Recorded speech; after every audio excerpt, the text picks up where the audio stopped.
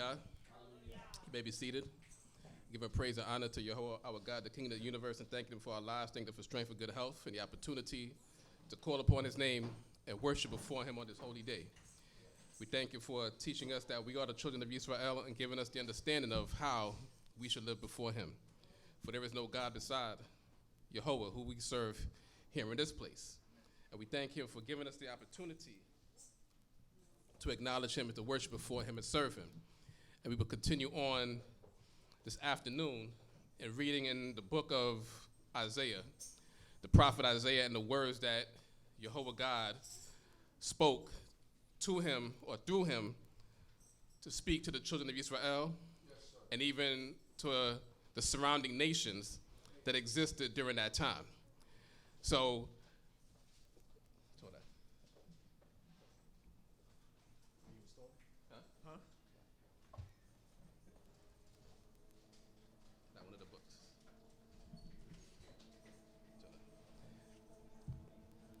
So once again, as we continue to give praise and honor to Jehovah God. So once again, we know that in this place here, we serve only one God. And we understand that His name is Jehovah. In the beginning, when we read in the book of Genesis, as continue to reiterate that in the beginning where it says God created the heavens and the earth, that in the first chapter of Genesis, by the time we get to the second chapter of Genesis, after everything was created on 6 days, we know about this holy day, the Sabbath day, where Jehovah God did no work, but He blessed this day, and that's why we are commanded to keep this day holy. And we thank Jehovah for giving us this opportunity to keep this day holy. And it mentioned the name of Jehovah God in the second chapter of Genesis, which is, once again, as you know, if you do the research on the Tetragrammaton, which is the 4 characters of the name of God.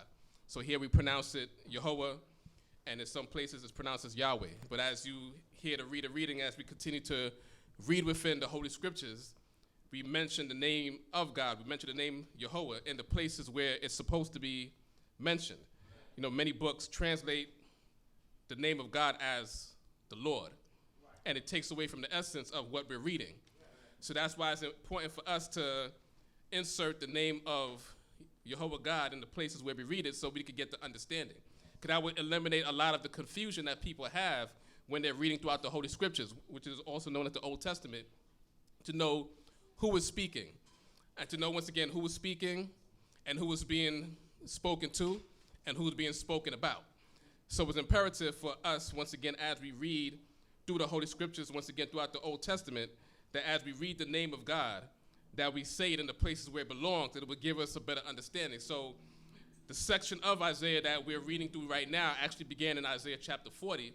So as we read it and we understand that Jehovah God is the one that does everything, and He repeated many times that there is no God beside Him, that there's no Savior beside Him, that He is the first and that He is the last. We understand that it's Jehovah God, once again, that does all of these things. So once again, for those of us that pronounce the name Yahweh, we understand that it's Yahweh that does all of these things. So in creating the heavens and the earth, Jehovah God is the one that gives us this understanding so that we are able to open up His word. So at this time, we're going to continue reading in the book of Isaiah. We're starting at this point in chapter 52, as we continue to read along with the message that Jehovah God is giving to the prophet Isaiah to speak to the children of Israel. Because once again, it's important to know who God is speaking to. And He also mentions various times within the portion that we've been reading, started from Isaiah chapter 40, that He is the Holy One of Yisrael, that He is the God of Yisrael, that He is the Redeemer of Yisrael. So therefore, Yisrael, that nation that comes from Abraham, Isaac, and Jacob that we read about in the book of Genesis, is a nation that is very important in the sight of Jehovah God. And as Jehovah God has called that nation, called the children of Yisrael, Jacob, who's the grandson of Abraham, whose name was changed to Israel, or Yisrael as it's pronounced in Hebrew, that is the nation that Jehovah God focuses His attention on. So when Israel does good, God blesses Yisrael. When Israel does bad, God punishes Yisrael.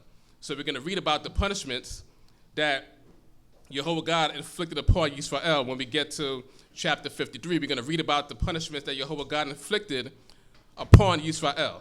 But before that, there were punishments that were given to the nations. Once again, we read about that in the earlier part of the book of Isaiah before we got to chapter 37 through 40, which is the history of King Hezekiah. We read about the word that Yehovah God spoke to Isaiah to speak about to all of the other nations round about. But at this time, Yehovah God is focusing on the children of Yisrael. And then also, it's all going to connect together with how Yehovah God is speaking about Yisrael and Yehovah God speaking about the nations and what the nations have to say about everything. So once again, we're going to continue in Isaiah chapter 52. We're in the book of Isaiah, chapter 52, verse 1. Hallelujah. Hallelujah. Awake, awake. Put on thy strength, O Zion. Put on thy beautiful garments, O Jerusalem, the holy city. For henceforth there shall no more come into thee the uncircumcised and the unclean. So it's coming from after we read last week in Isaiah 51, where Yehovah God spoke about the cup of staggering that was given to the children of Israel, and that punishment that we would go through once we are in foreign lands because of the iniquities and transgressions that we have committed in the sight of Yehovah God. But at this time, now Yehovah God is telling Zion, which is also Jerusalem, which is the city of David, that is just personifying the nation because that is the capital of the nation of Israel. And that is where the holy house of God is placed within Jerusalem, or Zion, which is a part of Jerusalem, the city of David, city of King David. So after all of the punishments, after that staggering that we read about at the end of chapter 51, now Yehovah God is saying, wake up. Shake yourself up out of that drunkenness. Shake yourself up out of all of that turmoil and everything that's going on in your life. So it's time for us to wake up and to put it on our strength and clothe ourselves. Continue. Shake thyself from the dust. Arise and sit down, O Jerusalem. Loose thyself from the bands of thy neck, O captive daughter of Zion. So once again, Jerusalem, Zion, all of that is personifying the nation of Yisrael. Because once again, Jerusalem is the capital city of the country of Yisrael, or the people of Yisrael. So he says, shake yourself up, shake yourself from the dirt, rise up, and then sit back down. But because we were down for a period of time. But Yehovah God is telling Yisrael, wake up, rise up, shake up all that dust, because as you're rolling around in the ground, because everybody's walking all over you, you become dirty and dusty. So Yehovah God is the one that's picking us up and telling us clean ourselves up, then we can sit down and relax. Continue. For thus saith Yehovah, ye were sold for naught, and ye shall be redeemed without money. For thus saith Yehovah God, my people went down aforetime into Egypt to sojourn there, and the Assyrian oppressed them without cause. Now therefore, what do I hear, saith Yehovah, seeing that my people is taken away for naught? They that rule over them do howl, saith Yehovah, and my name continually all the day is blasphemed. Therefore my people shall know my name, therefore they shall know in that day that I, even he that spoke before, behold, here am I. So in verse 3 it says, for thus saith Yehovah, you were sold for naught, and you shall be redeemed without money. Because this captivity that we're going through right now is because of our iniquities, because we sinned against God. Whereas it mentioned in Egypt, we went down into Egypt just to get some food. And then Egypt turned against us. So when God brought us out of Egypt, it's because, and he gave us all of that substance of Egypt, it's because, as it says here, we weren't sold into Egypt. We went into Egypt, and then it got into bondage. So we were sold for nothing. So therefore, God redeemed us, and he gave us the opportunity to be released from Egypt with great substance. So we were speaking about this earlier because now this redemption that we're going to have in the future, we know that we're going to be receiving the wealth of the nations. But this is not something that we should be looking forward to, because you got to look at it from this perspective also. We came into this captivity because of our iniquities, transgressions, and sins. So that's like somebody robbing a bank, getting arrested, getting convicted, going to jail, spend some time in jail, and then upon being released, ask for money. You did wrong that caused you to go in jail. So that's why, like Israelites today, their mind is focused on reparations. But you can't focus your mind on reparations if the reason why we are in this prison is because we sinned against God. So therefore, we owe God a lot. God doesn't owe us anything. The nations don't owe us anything, because when we get to 53, we're going to realize that the nations are the ones that are going to be punished for what they did to us also. So they have a reason to be upset, because the only reason why they have us in captivity is because of what we did in the sight of God. So it's not, of course, once again, we're going to get the wealth of the nations because of how we've been mistreated. But our mind should not be focused on the reparations. Our mind should be focused on the redemption. We have to repair ourselves. and not look for the countries that oppress us to pay us for the wrongs that we did in the sight of God. Because then that would make it unjust. That means we could continue to sin against God and get paid for it. That's not how it works. We have to return to God and let God take care of us. And then let God take care of the nations for what they've done to us, but our mind should not be focused on getting paid for our punishment. Because once again, we put ourselves within his punishment. So that's why so God says that we were sold for naught, therefore we shall be redeemed without money. Our redemption is going to come directly from the hand of God, and not because we got to get payment to come out of it. So therefore the comparison was made to Egypt. Once again, we went into Egypt for some food, and they turned against us. Assyria came into Israel and attacked us for no reason. So, but once again, God took care of Egypt. God took care of Assyria. But we here in these captivities scattered throughout the earth today is because, once again, because of what we did in the sight of God. So God is saying that because his name is being blasphemed all throughout the earth, that's what's going to cause him to react. So once again, it's not because we have any bunch of righteousness. And once again, we read about that in the book of Deuteronomy. It's not because we're the most righteous nation. Jehovah God is going to redeem us so that his name doesn't continue to be blasphemed amongst the nations.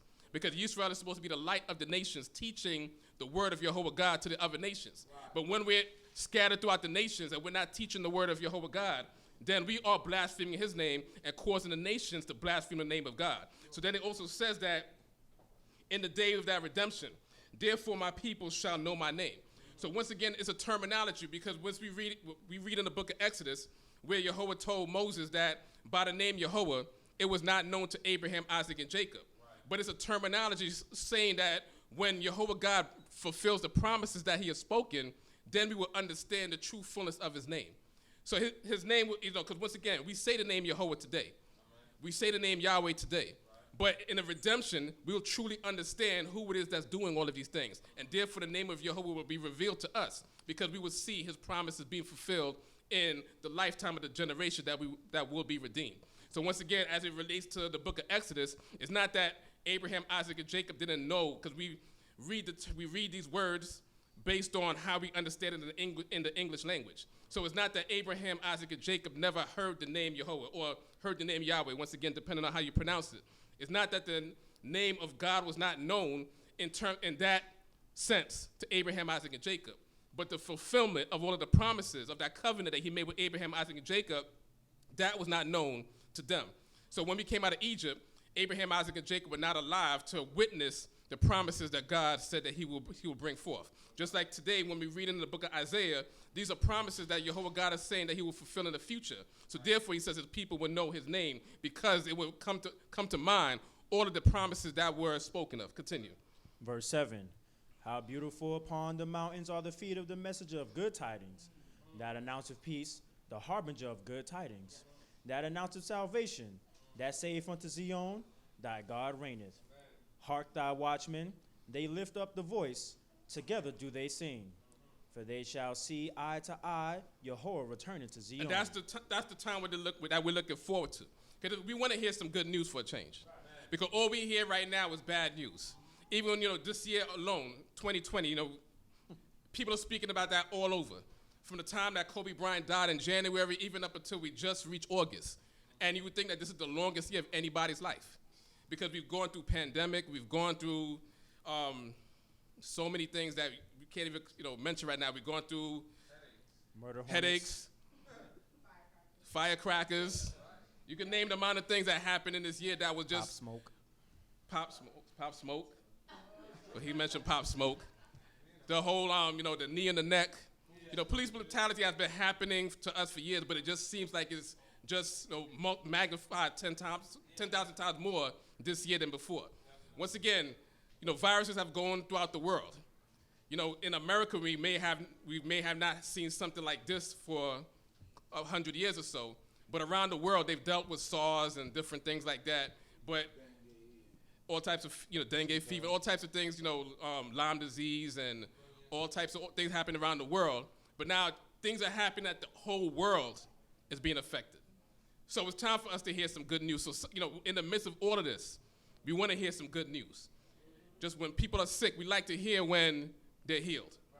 when people go through troubles, we like to hear the good news that they've gone through whatever they were going through, and that Jehovah God saved them. That's what we like to hear. So that's why it says, those that are bringing good tidings, that's what we want to hear at this time. So even in the midst of captivity, we want to hear some good news. We want to hear about our redemption. We don't know when this captivity is going to end, but we would like to know when it's going to end. We would like to hear about when it's going to end, but we just have to wait on Jehovah God, and he will save us out of all of that. But day by day, we just want to hear some good news. People that haven't been working in the past few months, they heard the good news. I'm getting to work now. Now that people talk about, things are changing right now. So hopefully the latter half of this 2020 will be better than the first half. Amen. I know they're expecting more waves and different things like that, but that's them predicting. Jehovah God can change all of that. Amen. So it's up for us to continue to pray and hope that those things don't come back the way that they predicted. Because they weren't able to predict the first wave, and it just happened. So Jehovah God could just trick everybody, and you think you're preparing for a second wave, and you prepare for nothing. And then 5 years from now, that second wave comes. Because it'll come when Jehovah God wants it to come, not when you say it's going to come. Right. Continue. Verse 9. Break forth into joy. Sing together, ye waste places of Jerusalem. For Jehovah hath comforted his people. He hath redeemed Jerusalem. Jehovah hath made bare his holy arm in the eyes of all the nations.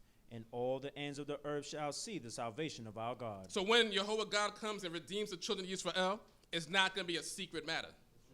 So as I mentioned earlier that, when God appears, the entire world is going to know that God appears. Mm-hmm. It's not going to be something that is done in one place and not known in the other place. It's going to be revealed in the sight of all the nations. So that's a day that we have to wait for because Jehovah God is going to comfort his people once again. And we need that comfort at this time. We're going through all of these struggles that we just mentioned. Whether we have to deal with sicknesses, whether we have to deal with the pandemic, whether we have to deal with police brutality, and all forms of racism. Because it's not just the police that are killing us, it's just the average citizen or the average citizen out there that is killing us. And then we are the ones also doing damage to each other. Right. And, violence shot up in our neighborhoods. So we are against each other, and the world is against, and the nation of the world are against us as well. So we have to turn to Jehovah God and pray that he would deliver us out of that. That we no longer go at each other, and that the nations would take their knee off of our neck so that we can breathe once again. So once again, that's the good news that we're waiting for. But Jehovah God is the one that's going to comfort us, as it is said, because he will comfort his people. Continue. Verse 11. Depart ye, go ye out from thence. Touch no unclean thing. Go ye out of the midst of her, be ye clean. Ye that bear the vessels of Jehovah. For ye shall not go out in haste, neither shall ye go by flight. For Jehovah will go before you, and the God of Yisrael will be your rearward. And it's not like when we left Egypt, Jehovah God told us that we were going to leave Egypt at haste, that they're going to push us out. Right. But when we leave this redemption, we're going to leave with so much confidence that we're not running from anybody. Because Jehovah God is protecting us from the front and protecting us from behind. So anybody that even thinks about attacking us upon our return to Yisrael, Jehovah God got that covered. So we're going to stand up, as I said earlier, just wake up, rise up, shake off that dust. Shake that, all those cobwebs in your mind, take that away. Amen. Focus on Jehovah God and build up your strength, because you'll be able to walk with confidence. You're not going to run from anybody. So once again, when Jehovah God redeems us, it's not going to be us leaving in haste or flying out of here or flying out of all of the countries that he has scattered us to. We're going to leave with confidence because the God that created all things is going to protect us from the front and from behind. And there's no army upon the face of the earth or in the universe that can stop Jehovah God. Even if countries wanted to call down UFOs or whatever they think they could call down, if they were able to do so, there's no army that they could find on earth or in the heavens that could stop Jehovah God. Because Jehovah God is the one that created all things. So he doesn't need the 5 rings, the 5 infinity stones to snap the world away. He don't have to search for all of that. Because he created it instantly, he could destroy it instantly. So therefore, we have to thank Jehovah God for the mercy that he has upon us, because he allows us to still be alive. Even throughout all of the things that we see today, he still allows us to be alive to see these things. Continue. Verse 13. Behold, my servant shall prosper. He shall be exalted and lifted up, and shall be very high. According as many were appalled at thee, so marred was his visage unlike that of a man, and his form unlike that of the sons of men. So it says here, behold, my servant shall prosper. So now Jehovah God is speaking. So who is the servant of Jehovah God? And once again, as we start to get into this portion of the lesson, this is what thing we call crowd participation. So this is also for those that are online as well. So who is the servant of God? So it says, behold, my servant shall prosper. He shall be exalted and lifted up and shall be very high. According as many were appalled at thee, so marvelous his visage unlike that of a man, and his form unlike that of the sons of men. So who is that servant? The nation of Yisrael. The nation of Yisrael. I'm hearing the nation of Yisrael. Anybody countering that? Now, for those that say Yisrael, prove that, whether here or online. Should be very easy. Anybody? Just prove it. It's been replete through the book of Isaiah, especially from chapter 40, all the way till this point, where it speaks about the servant of the Most High being Yisrael. So once again, and we had to take this passage as a complete statement from Isaiah chapter 40. Right. When we get to Isaiah chapter 41, it says in verse 8, but thou, Yisrael, my servant, Jacob, whom I have chosen, the seed of Abraham, my friend. Amen. That's where it started. And as Chief Uzzah just said, he used, using big words in y'all, he used replete. But in various verses from 41 up until this point, it says that Yisrael is the servant of God. So nowhere along the line should it actually change. So that's why the answer should be Yisrael is the servant of God. So when it said, behold, my servant shall prosper, he's talking about Yisrael. Jehovah God is talking about Yisrael, who is the servant of God, that shall be exalted and lifted up and shall be very high. And according as many were appalled at thee, talking to us, the nation of Yisrael. Because at this time in our lives when we're put down, we're being brought down to the dust. We read in the book of Deuteronomy chapter 28, because of the sins that we committed in the sight of God, that he would cause us to be lower and lower in the sight of the nations, that we would be the tail and no longer the head. So these are verses that we read in the book of Deuteronomy chapter 28 that relates to what we're reading here. So that's why nations were appalled at us, and that our visage is unlike that of a man. That based on all the things that we've gone through, it's like you've heard the statement, I don't look like what I've gone through. Mm-hmm. We've gone through lynching. We've gone through being hung on trees. Burn. We've gone through black codes. We've gone through Jim Crow. We've gone through being segregated and being spit on. We've gone through had to sit in the back of the bus or sit in the back of everything, given the dirty water fountain. We've gone through once again the police brutality. We've gone through KKK coming after us, burning crosses on our lawns. We've gone through a lot of things. We've gone through once again the systemic racism all throughout the earth. We don't look like what we've gone through. Right. Because we're shining still. Because Yehovah God continues to shine his light upon us. That regardless of what we've gone through, we still have jobs. And we are still able to take care of ourselves and our family. Right. So once again, we don't look like what we've gone through. But when the nations look upon us, they wonder, how is it that those people that are beaten down, and they look like they don't consider themselves beaten down, but from the outside looking in, we are beat down. Mm-hmm. If you were to consider yourself another nation and just look at your own people, you would see how beat down we are. Right. But it's like black people. We can make something out of nothing. Right. Or we don't have nothing to drink. All it takes is a little bit of Kool-Aid, a little bit of sugar, some tap water, and the family's good for the day. Some lemon. We're able to, because regardless of, we know what we've done in the sight of God, but because of that covenant that God made with Abraham, Isaac, and Jacob, he still has us with some hope in our mind. So we've never been brought all the way down to the ground that we can't pick ourselves up. We've been through situations, everybody always talks about Black Wall Street, but that was not the only black flourishing neighborhood or county. That's just one of the popular ones because of the destruction that happened the way it did. But we've gone through so much that we don't look like what we've gone through.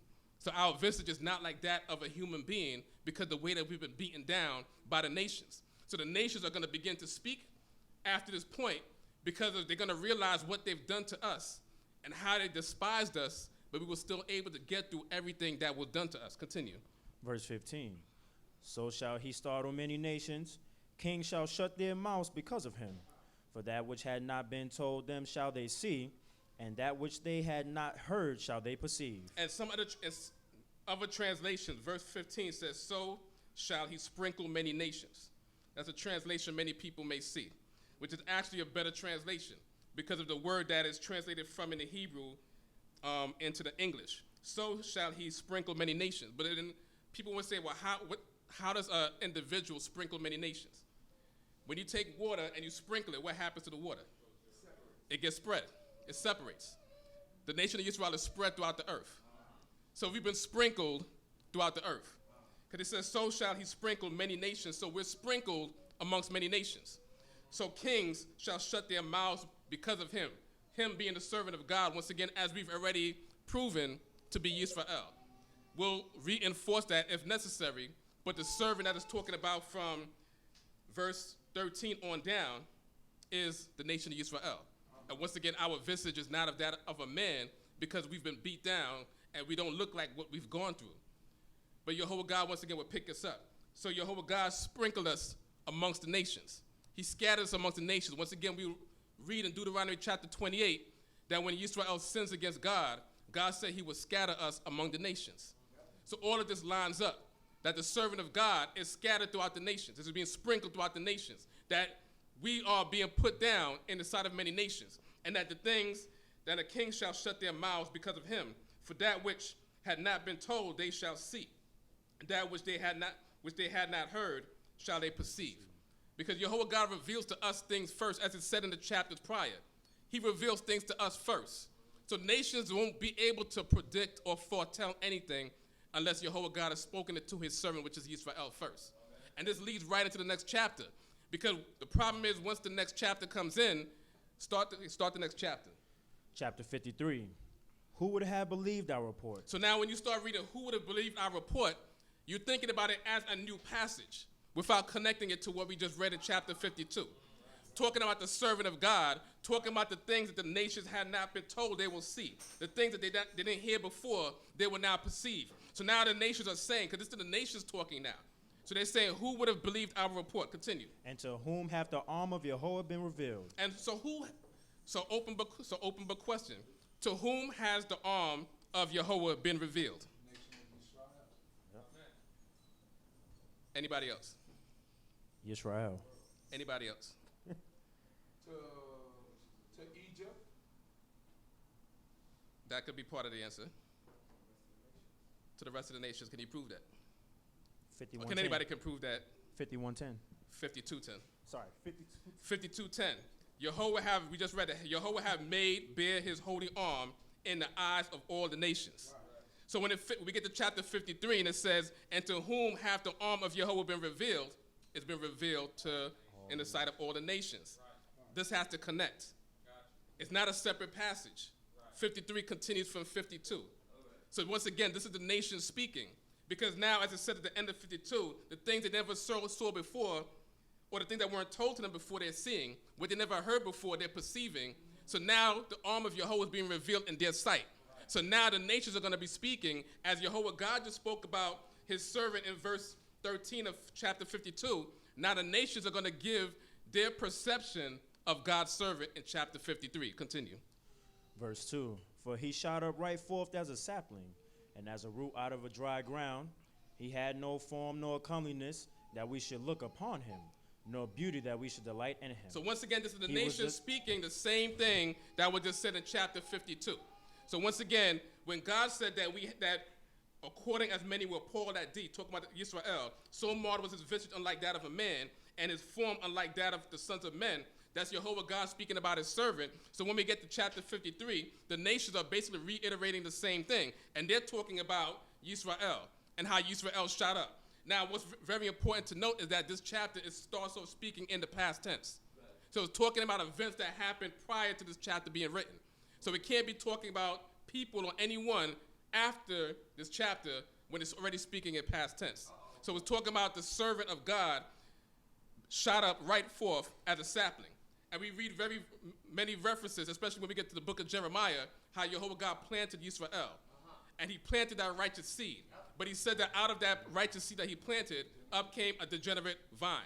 But we were definitely planted by Yehovah God in righteousness. So we shot up right forth as a sapling and as a root out of the dry ground. Continue.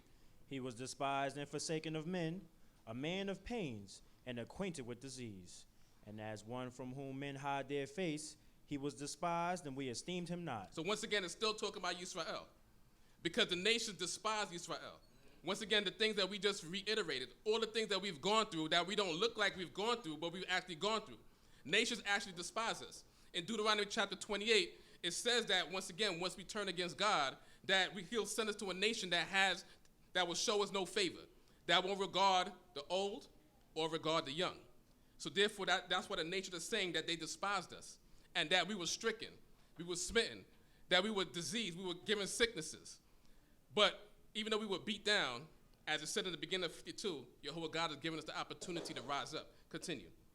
Verse 4.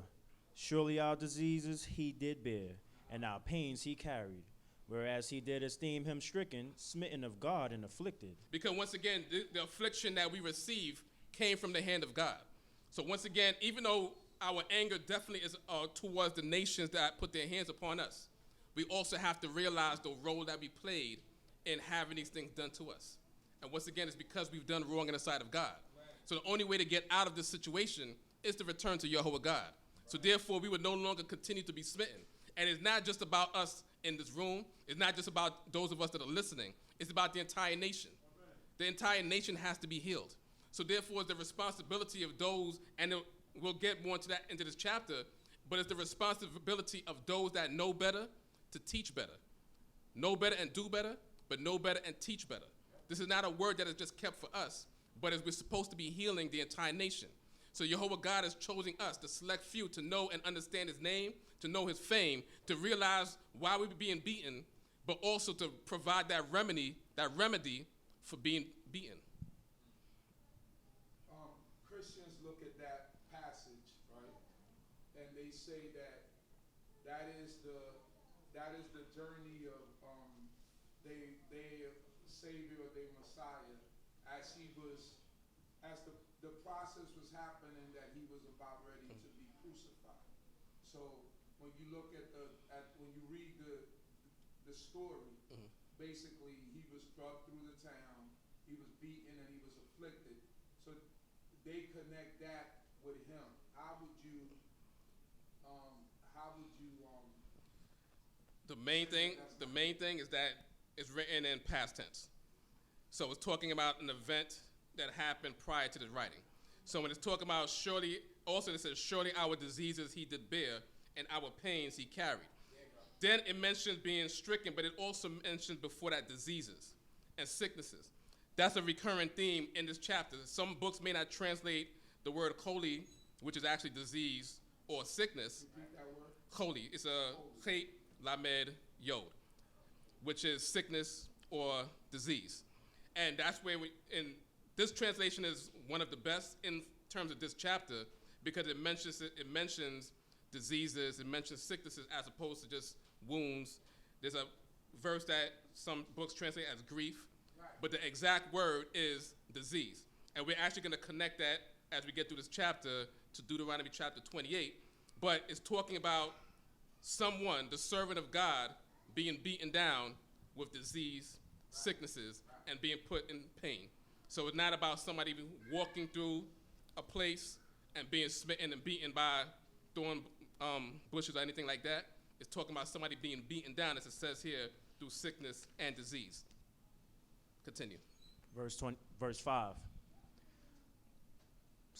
But he was wounded because of our transgressions. He was crushed because of our iniquities.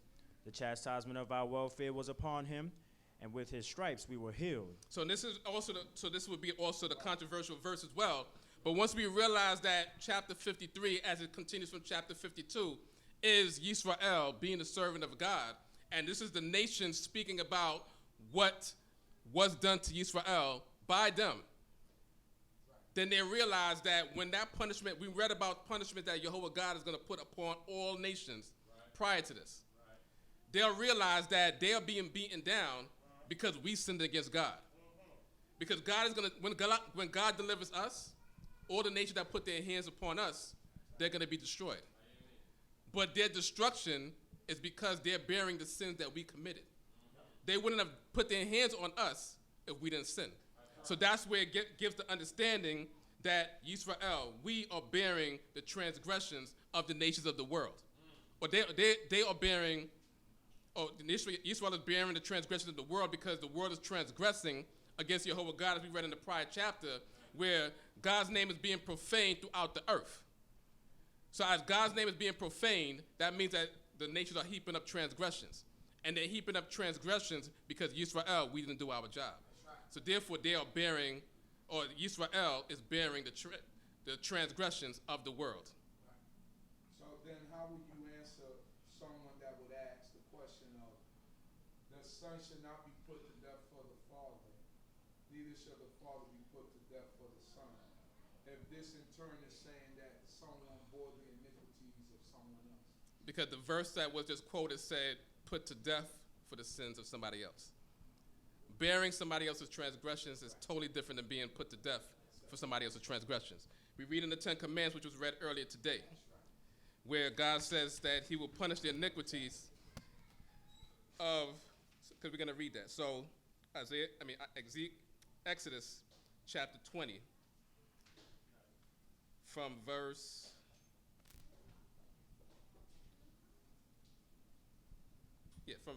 4. No, we can do verse 3. Verse 3? Yeah.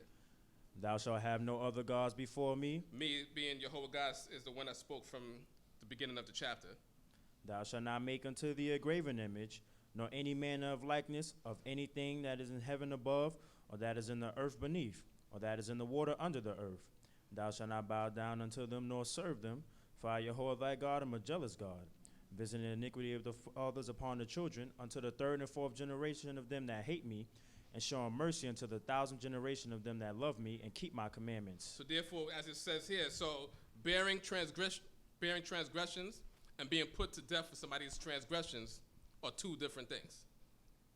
Because that's people tend to quote that to try to justify their beliefs, but it says that Yisrael bore the transgressions of the other nations. But Israel had to sin first in order to bear anybody else's transgressions.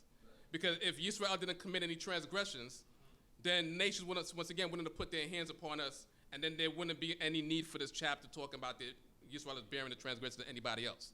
So once again, there's a big difference between being put to death for somebody else's transgressions and just bearing somebody else's transgressions. Because once again, as it said, when we read in the Exodus 20, the 10 Commandments, God will visit the iniquities of fathers upon the children.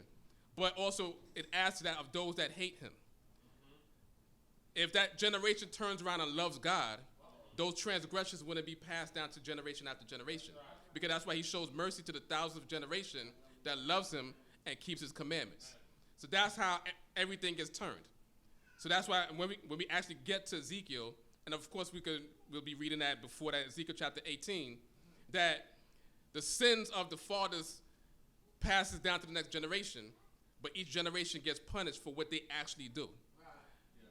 But if they continue to follow the iniquities of the prior generation, then they're going to have to live with all of that punishment together. Remember, Israel went into captivity after the time of King Josiah because of the iniquities of King Manasseh. The sins of King Manasseh was too much, and God said that Israel is not going to be able to repair this damage. So we were sent into Babylon for 70 years. That was supposed to be a temporary jail time, and we were supposed to come back and stay in the land forever. But that's what bearing the iniquities is. Iniquities that are done in the prior generation, because that sin is still there, and the following generation continues to keep that up, God continues to punish because of that. But once again, it's totally different than dying for somebody else's transgression. Somebody can't do something and another person die for it. Or also with that verse that is being quoted in Deuteronomy chapter 25, is really specifically for judges. Judges, when they do judgment on earth, human judges are not supposed to put somebody else to death because of what somebody else does. That's literally what that verse is saying. Continue. Verse 6. All we like sheep did go astray. We turn everyone to his own way. And Jehovah hath made to light on him the iniquity of us all. He was oppressed, though he humbled himself, and opened not his mouth, as a lamb that is led to the slaughter, and as a sheep that before her shearers is dumb. Yea, he opened not his mouth. So once again, we've gone through so much trouble.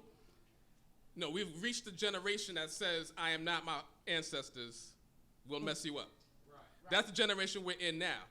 But that statement comes out because Yisrael has been so quiet for years. We've once again, some also called mentioned last week, like you know that whole scene of just going of those sit-ins and just sitting there and being spit on, having milkshake poured in your head. We've walked across bridges or walked through towns where they sick dogs on us, hosed us down, and we said nothing.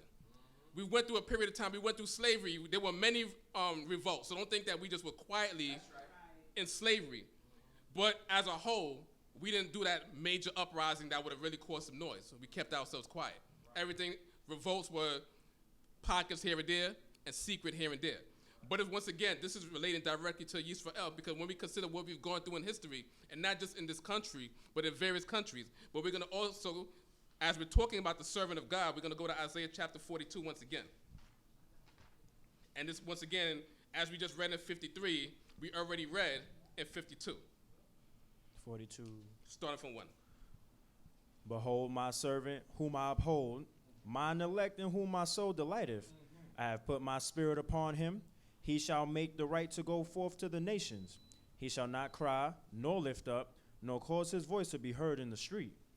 A bruised reed shall he not break, and a dimly burning wick shall he not quench. He shall make the right to go forth according to the truth.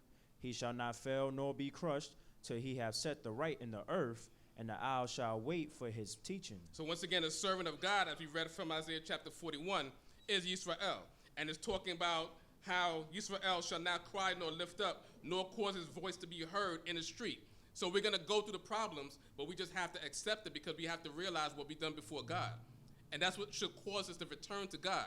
And it's not that we just accept our punishment by just lying down every time something happens, but we have to realize what the goal is. Our goal is to return completely to God. So it mentions, 42, those verses relating once again to 53, who is the servant, which is Yisrael, and how we kept quiet while all of these things were happening to us. And it seems that Jehovah God turned his back on us, but when we get to later chapters in the 50s in Isaiah in the upcoming weeks, we'll see that Jehovah just was angry with us for a moment, but then he's going to bring his wrath upon the nation that put their hands upon us. So we just have to be still and trust in Jehovah God. Going back to 53. Verse 8.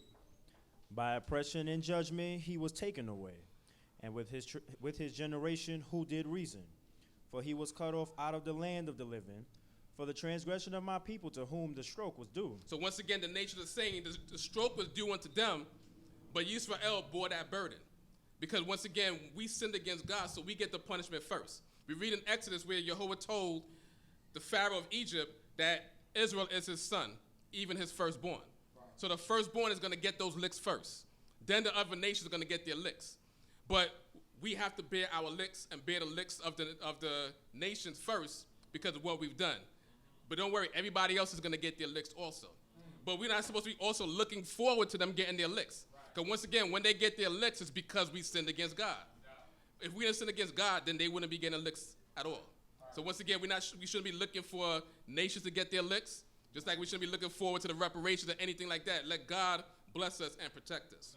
Continue. Verse 9. And they made his grave with the wicked, and with the rich his tomb. Although he had done no violence, neither was any deceit in his mouth. And once again, we've done no violence against these nations that put their hands upon us. So that's why this is written like that. The nations are speaking this in this manner because, as God said before, that we were sold for naught and we will be redeemed for naught. That he said in 53, and ye shall be redeemed without money. For thus says Jehovah God, my people went down aforetime into Egypt to sojourn there, and the Assyrian oppressed them without cause. We didn't do anything to these nations that put their hands upon us. So therefore, that's why the nations are saying all of this, that we've done no violence. We know we do violence to each other, but when it comes to Yisrael versus the world, we didn't do the world any harm. So that's why the nations are saying, although he had done no violence, neither was any deceit in his mouth. We were not deceitful to the other nations. They were deceitful to us. We didn't do violence to the other nations. They did violence unto us. So that's why the nations are able to speak in this manner. So once again, the servant in chapter 53 is the nation of Yisrael, connecting everything that we've just read in 52, even going back to 40. Continue. Verse 10. Yet it pleased Jehovah to crush him by disease, to see if his soul would offer itself in restitution, that he might see his seed, prolong his days, and that the purpose of Yahweh might prosper by his hand. So it has to be Yisrael because it's talking about the servant seeing his seed and prolonging his days. So Yisrael, we have generations. So Yisrael will see another generation. We'll be able to see our seed. But starting from verse 10, it said, yet it pleased Yahweh to crush him by disease. Exactly. So once again, it's talk about sickness. Right. Other books might have a different translation. But it says that it pleased Yahweh to crush him by disease. But where do we get a similar statement such as that? It's the open book, crowd participation. Deuteronomy 28. That's the section. But there's something part of that section that is exactly what it says right there. Deuteronomy chapter 50, Deuteronomy chapter 28, verse 58. Verse 58. If thou wilt not observe to do all the words of this law that are written in this book. So just to give the background, so once again, the book of Deuteronomy is Moses, the servant of God, speaking to the children of Israel in the plains of Moab before the children of Israel crossed the Jordan to go into the land of Canaan, which is the land that Jehovah God has given to the children of Israel. So in Deuteronomy chapter 28, Moses is outlining the blessings that come with keeping the word of God and the punishments that come from disobeying the word of God. So now in verse 58, we're in the section of Deuteronomy chapter 28, where we're reading about the punishments that God said he will inflict upon Yisrael by being disobedient to his word. So once again, start from 58. If thou wilt not observe to do all the words of this law that are written in this book, the Holy Scriptures, that thou mayest fear this glorious and awful name, Yahweh thy God. So Yahweh is the name of God. So we're not just reading the Lord. We have to understand who, when they translate the Lord, understand what the actual name is supposed to be there. So we're supposed to fear the name of Yahweh God, the glorious and awful name, Yahweh, our God. Continue.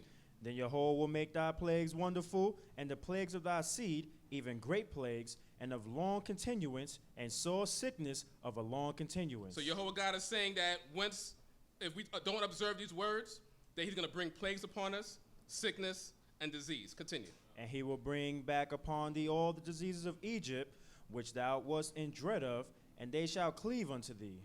Also every sickness and every plague, which is not written in the book of this law, then will Yahweh bring upon thee until thou be destroyed. So once we understand, there's a physical explanation of why we die a lot from coronavirus and so much different things, diabetes, high blood pressure, things like that, what is access to health care because of the condition that we're living in. But we understand that overall, Jehovah God has said that he will bring these plagues and diseases upon Yisrael because we turned against God. So these things come to us because we have not, wholeheartedly walked in the fear of God. Continue. And ye shall be left few in number, whereas ye were as the stars of heaven for multitude, because thou didst not hearken unto the voice of Yahweh thy God. And it shall come to pass that as Yahweh rejoice over you to do you good and to multiply you, so Yahweh will rejoice over you to cause you to perish and to destroy you, and ye shall be plucked from off the land whither thou goest in to possess it. So hold your finger on that page. Read Isaiah 53:10 again. Yet it pleased Yahweh to crush him by disease, to see if his soul would offer itself in restitution. And then read Deuteronomy 28:63. And it shall come to pass that as Yahweh rejoice over you to do you good and to multiply you, so Yahweh will rejoice over you to cause you to perish and to destroy you, and ye shall be plucked from off the land whither thou goest into possess it. So those two verses seem like they go hand in hand, don't they? Okay. So there's no room for anybody else to be spoken about as a servant of God. Right. When we went back to Deuteronomy 28, things that were spoken in the time of Moses and now being repeated in the time of Isaiah. Right. And we read it talking about the servant of God being sprinkled amongst the nations. Continue reading in Deuteronomy chapter 28, where you left off. And Yahweh shall scatter thee among all peoples, from the one end of the earth even unto the other end of the earth. So going back to Isaiah 52 verse 13, and using the accurate translation for sprinkle instead of startle, read that. Verse 13. Behold, my servant shall prosper. No, 52, that's 15. Yeah, there we go. So shall he startle many nations. So shall he sprinkle. So shall he sprinkle many nations. Kings shall shut their mouths because of him. And then go back to Deuteronomy 28:64. And Yahweh shall scatter thee among all the peoples, from the one end of the earth even unto the other end of the earth. So the servant has to be a people. A human being can't be sprinkled amongst nations. A human being can't be scattered amongst nations. So we're going to go back to Isaiah 53. So this, once again, the servant has to be Israel. Back to Isaiah 53. Verse 11. Of the travail of his soul he shall see to the full, even my servant. See, now, this verse, things change. Prior to this verse, from verse 1, the nations were speaking. Obviously, in verse 11, God is speaking. Because it says, of the travail of his soul, he shall see to the full, even my servant. Right. So the only one that can say my servant is God. So you have to realize when the change in the conversation is there. Right. Because see, when these books were separated by chapter and verse, some of it was done just to break up the understanding. Because they could have also broken up this chapter, because this is where God starts to speak once again. Right. So it said, of the travail of his soul, he shall see to the full, even my servant. Continue. Who by his knowledge did justify the righteous one to the many, and their iniquities he did bear. So now God is speaking once again about Yisrael, the servants, talking about, Yisrael did bear the transgressions of the nations. So once again, Yisrael is the servant of God. Continue. Verse 12.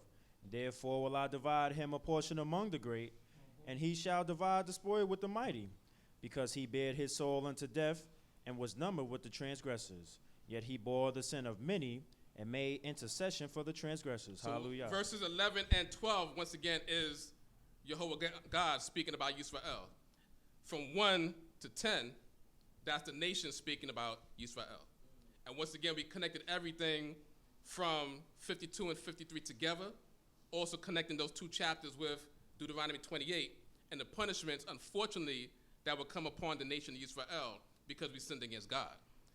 But we have to return back to God. I'm going to do one more chapter. But go ahead. Question. Going back to 53, Yeah. 10, it says, he shall see his offspring and shall prolong his days. So if that was talking about that one gentleman, Right. he had the offspring, right? Right, and he didn't prolong his days. And he had lived a short life. Right. And so talking about, once again, because some of the questions are probably going to come up, time permitting, afterwards, but we just want to make sure that it's understood that Isaiah 53 is talking about Yisrael. Right. 1 through 10, so verses 1 through 10 is the nation speaking. Right. So they start off once again saying, who would have believed our report, and to whom have the arm of Jehovah been revealed? And we went back to Isaiah 52, verse 10, and it said, Jehovah have made bare his holy arm in the eyes of all the nations. So that's why these things have to be read in conjunction so we don't split them off. So once again, the servant never changed. From Isaiah chapter 41 up until now, the servant has not changed. So we can't insert another servant. And only Yisrael, the servant of God, has gone through the things that we read in 52 and 53 because we read it in Deuteronomy chapter 28. It's unfortunate that these things happen to us, but as we see these things happen to us, it's clear to understand 53 is talking about the nation of Yisrael and no one else. So 53 also connects with 54 because Yisrael is personified as a human being in 53, but Jehovah God can personify Yisrael however he wants Yisrael to be personified, only to give us the message. He told us to wake up in 52. In 53, we were shown what we've gone through, but once again, we would get through it. And in 54 is the redemption process being brought to light. Continue. Sing, O barren, thou that didst not bear, break forth into singing and cry aloud, thou that didst not travail. For more are the children of the desolate than the children of the married wife, saith Jehovah. So it said earlier in 52 that the servant said, yet it pleased Jehovah to crush him by disease to see if his soul would offer itself in restitution. So Jehovah God punished us with the diseases and all these problems, hoping that we will return to him, that we will make restitution for the things that we have done. And it says that he might see his seed, prolong his days. So once again, the servant, as Chief Prince just mentioned, has to be the nation and not an individual, or not that individual, because that individual did not prolong his days and did not live to see seed. But as it gets to 54, now God is saying Yisrael is going to have seed. Yisrael is going to flourish once again. Okay. where it may seem that we were desolate, it may seem that we were beat down, and as, we could, go through the controversy with this, but, we're about 40% of the population in this country, whether, some people want to debate that or not, but we're made few in number in this nation and the various nations that we're scattered to. So Jehovah God is saying, don't worry about that. He's going to cause us to be a numerous nation once again. And the children of the desolate will be more than the children of the married woman. So it's personifying Israel as the children of a woman that hasn't had children yet, but while the nations, once again, they're flourishing, so the nations are considered as the married woman that is continuing to prolong, have children, and they're laughing us to scorn. Jehovah God is saying, don't worry about that. They're going to be put down, and where it seemed like you were desolate, you're going to end up having more children than them. Continue. Enlarge the place of thy tent, and let them stretch forth the curtains of thy habitations. Spare not, lengthen thy cords, and strengthen thy stakes. For thou shalt spread abroad on the right hand and on the left, and thy seed shall possess the nations, and make the desolate cities to be inhabited. And it changed real quick. God was talking about us as a servant, as a human being going through problems, then talking about us as a desolate woman, just straight into talking to us as though we're a tent, and telling us to spread the tent abroad. Because now, don't worry about it. It's like saying, you see an empty lot on a block, start building. The people are going to come. So God is saying, don't worry about this. Stretch out your tent and strengthen your tent, because that tent is going to be filled. We just have to trust in that. So when we see something that's barren and desolate before us, just continue to do the work and build upon it, and Jehovah God will bless it. Continue.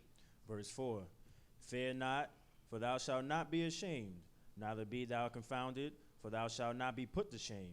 For thou shalt forget the shame of thy youth, and the reproach of thy widowhood shalt thou remember no more. So now it goes back to referring to Israel as a widow. And God is saying, don't worry about all of those things that happened in the past. We're not supposed to return to those sins that we've committed. Right. Once we turn away from evil and do good, we're not supposed to recall that evil anymore. No one else is supposed to recall it, and we're not supposed to recall that. Act as though it never happened, because once God has saved you out of that trouble, so those of us that are here, those of us that are listening, once God has saved us from that oppressive state that we were in, and now we have the opportunity to serve the true and the living God, we have to go with it with all of our might, as it was said earlier. All of our heart, all of our soul, all of our might. And forget about all the evil of the past, and don't return to it anymore, and don't allow anybody to bring up your evil anymore, because now you're moving forward. Right. God has given you an opportunity to live. Now it's time for us to live. Continue. For thy maker is thy husband, Jehovah of hosts is his name, and the Holy One of Yisrael is thy Redeemer, the God of the whole earth shall he be called. So now, being, it seemed like Israel was a widow. It seemed that our husband is dead. But Jehovah God is saying that no, the maker of the entire earth, or the God of the entire earth, is your husband. So your husband never dies. So the husband of Yisrael never dies. So that's why it said prior, don't live as though you're a widow. Take away that shame as though you're living as a widow, because a widow means that the husband died. Our husband doesn't die, because we serve a God that lives forever. Once again, he said prior, he's the first and he's the last. He lives forever. So the one that made us won't destroy us. Continue. Verse 6, for Jehovah hath called thee as a wife forsaken and grieved in spirit, and a wife of youth, can she be rejected? Saith thy God.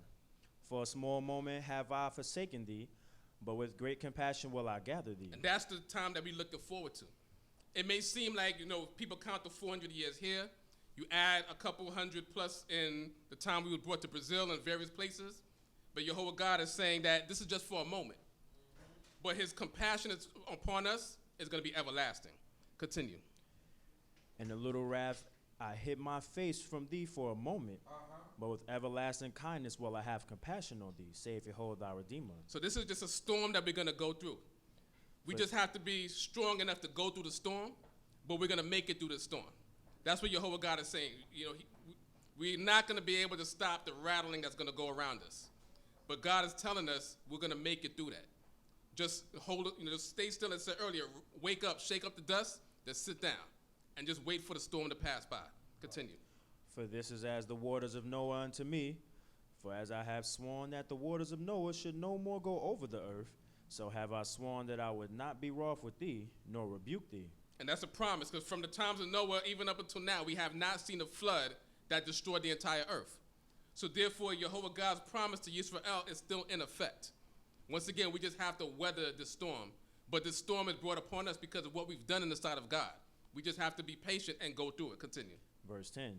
For the mountains may depart, and the hills be removed, but my kindness shall not depart from thee, neither shall my covenant of peace be removed, save Yehovah that have compassion on thee. All the mountains we see could go through erosion. We may not live to see that erosion, but God has given us that allegory saying that even if all of the mountains that we see today, at some point in the future, get brought down, the covenant that he has made with us will still exist. He's not going to change from anything that he said concerning Yisrael. The blessings and the curses. Continue. O thou afflicted, tossed with tempests, and not comforted, behold, I will set thy stones in fair colors, and lay thy foundations with sapphires. And I will make thy pinnacles of rubies, and thy gates of carbuncles, and all thy borders of precious stones. So now we're being referred to as a building. So when it's saying that, O thou afflicted, tossed with tempest, it's like a building that a storm, a hurricane, tornado went through and just mashed up everything. But God is saying that that building that was destroyed by that tempest, that storm that he's telling us to wade through, that he's saying that we're going to be rebuilt. And we're going to be rebuilt stronger and more beautiful than before. So that house might have just been a wooden shack, and most of it got torn down through the storm. But God is building up with rubies and all types of jewels, so it's going to be the most beautiful house that anybody has ever seen. So therefore, because we are the most beautiful people in the sight of God, and we have to be the most beautiful people in the sight of each other. So the way we treat each other is how we perceive one another. So if we see each other as jewels, then we treat each other as jewels. Amen. Lyle made a lot of good statements this morning of how we could treat each other compared to strangers. Like when he made the reference, like you could bump somebody in the train and you're quick to say, excuse me, sir, and all that stuff, but we'll bump each other here and it's like, just slockily and you just keep it moving. We have to see each other as jewels. And then we would treat each other as jewels. We have to treat ourselves as jewels also. Right. Because how people treat us is also a reflection of how we treat ourselves. Right. So once we look at ourselves as this house built up by God with the jewelry and everything, then people will see us as that as well. But also walk with humility at the same time. Okay. Continue. Verse 13.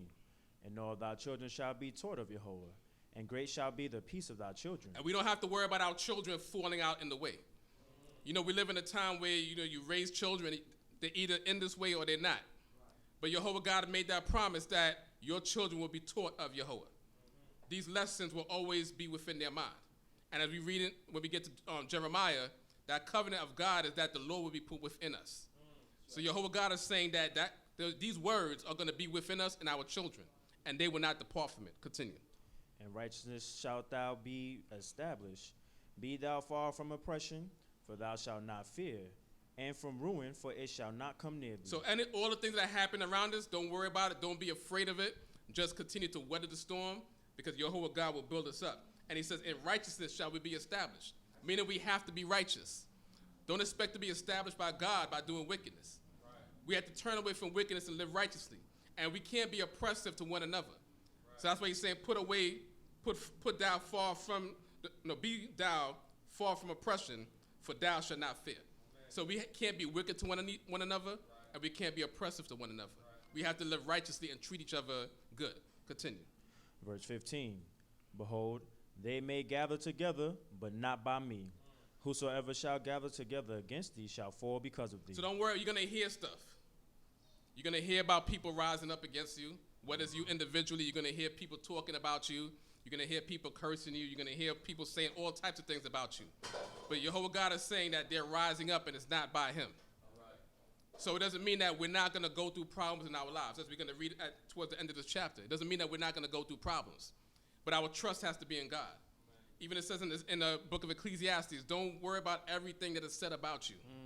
Because even you talk about other people also. So it said don't worry about when you hear stuff, don't worry about it. Just continue doing what you're supposed to be doing in the sight of God. And God is going to cause all of that. They won't touch you. Words, they may hurt you, but the words are not going to touch you. So if the words are not going to touch you, don't let the words that people say affect you. Don't let the words that people say slow you down. If you have a job to do, just continue to do it. And your job is to live righteously in the sight of the Most High God. And as we read earlier, to make his teaching great and glorious. We should never stop that job, regardless of who is saying anything. Continue. Behold, I have created the smith that bloweth the fire of coals and bringeth forth the weapon for his work. And I have created the waster to destroy. So all of these people that are talking and all these people that are making weapons, God is in control of them. They're going to build contraptions. They're going to build weapons. They're going to say things. They're going to try to do things. But they're still human beings. And God said that he created all of them. And this is the message at the end that Jehovah God really wants us to understand. Continue. Verse 17.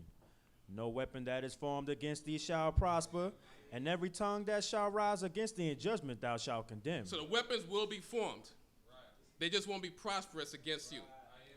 The people are going to speak. They're going to condemn you, or they're going to try to condemn you, but they won't overtake you. So no weapon formed against you shall prosper, and every tongue that shall rise against you. So it doesn't mean that people won't raise their tongue against you, but they won't be able to condemn you. But you have to hold yourself upright and be without reproach, so so anything people are saying about you is just slander and things that they're making up. Right. Because if you live in righteously, then there's no truth to anything that they're saying. And it ends off by saying this. This is the heritage of the servants of Jehovah, and their due reward from me, saith Jehovah. Hallelujah. Hallelujah. So if you're not a servant of Jehovah, don't expect that those weapons that are being formed, that they won't prosper. They won't prosper against the servants of Jehovah God. In order to be a servant of Jehovah God, number one, you have to understand that you are Yisrael. And being Yisrael, beyond that, you have to keep the commandments, statutes, and judgments of Jehovah God. Because it says that is the heritage of the servants of Jehovah, and their due reward from him, saith Jehovah. So Jehovah God will reward us by protecting us. The blessing is said here and in various places every Sabbath day and every gathering. And the end of that is that we be blessed with peace. Amen. So that nothing touches us. Amen. Things will rise up, things will be formed, but we don't want anything to touch us. Right. So we thank Jehovah God for our lives. We thank him for strength. We thank him for good health. And praying that he would continue to give us the strength to continue to persevere. Praying that he would give us all understanding. Because as we continue to read the Holy Scriptures, we want understanding. So not just about us speaking the word as though we know it all, but we also collectively, those in this room, those that are listening online, we could all get this understanding together. Amen. But we have to understand that as those chapters that we read, we are the servant of Jehovah God. Amen. And that Isaiah 53 is talking about Yisrael being the servant of Jehovah God. Amen. So we probably have time for 2 questions.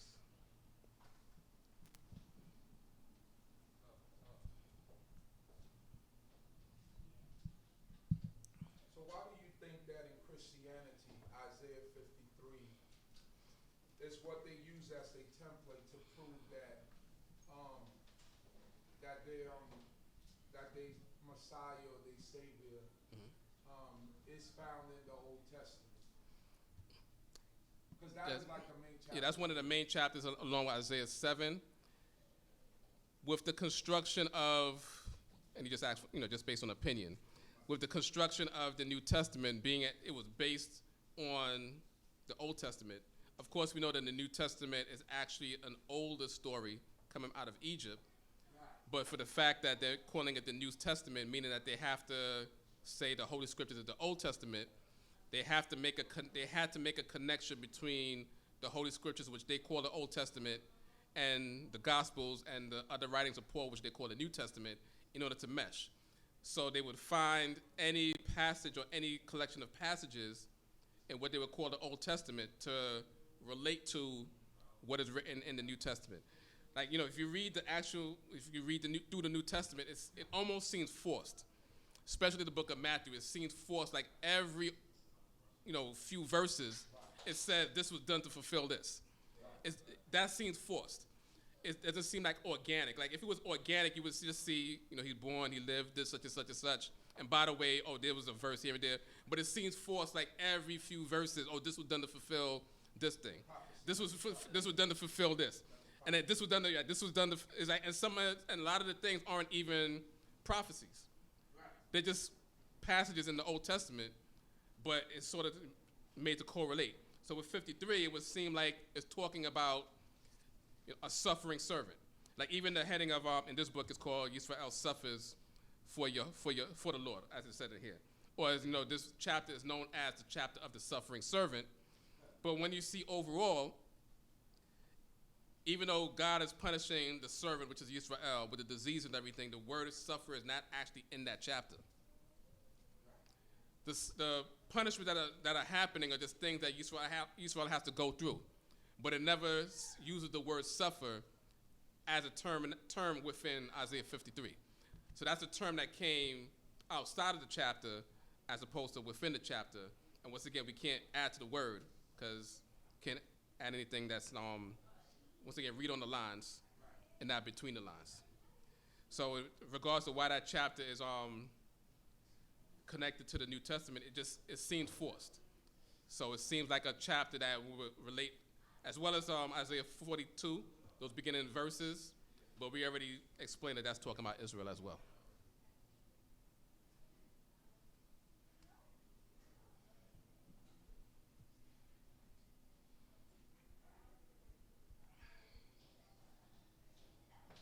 We should be good. I don't know if anybody has any questions, but other than that, we should be good or almost good. And it could be about anything at this point.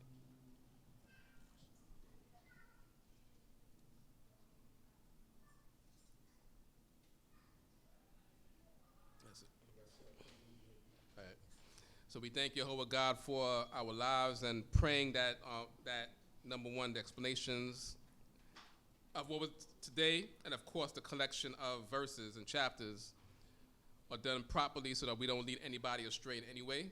And once again, as we continue to study, we pray that the Most High God will enlighten us so that we can see the things that He wants us to see. So once again, it's just about us connecting the verses together. Take away those chapter and verse designations and read everything as a full passage, and you'll see how everything connects. And once again, Deuteronomy chapter 28 definitely fulfills, or is fulfilled through what we read in Isaiah chapter 52 and 53. But we just want to get to the point of Deuteronomy chapter 30, which is also related to Isaiah 54, where Jehovah God will redeem us and rebuild us and make us stronger than we were before. But once again, we just have to go through this tempest, go through the storm, be patient, shake off the dust, and Jehovah God will save us. But we have to live at the service of God so that none of those weapons that are formed against us will prosper. So once again, thanking Jehovah God for our lives. We thank Him for strength, for good health, and praying that He will continue to bless the works of our hands, the thoughts of our mind, and everything that we do in righteousness. Hallelujah. Hallelujah.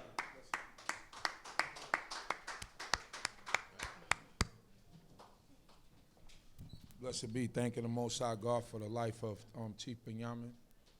Quan, next week you got the Haftorah for Equay.